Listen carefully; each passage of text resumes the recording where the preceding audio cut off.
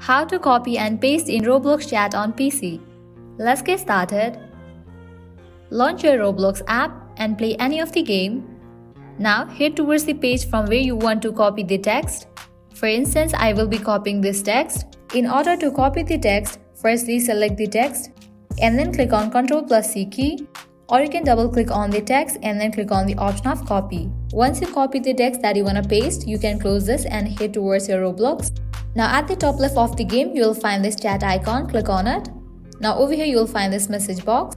Paste the copied text over here. Click on Ctrl+V key. With that your text will be pasted. Now press enter. With that your text will be sent. So this is how you can easily copy and paste in Roblox chat on PC. By applying the same process, you are able to copy any of the text and send it in your Roblox while playing the game.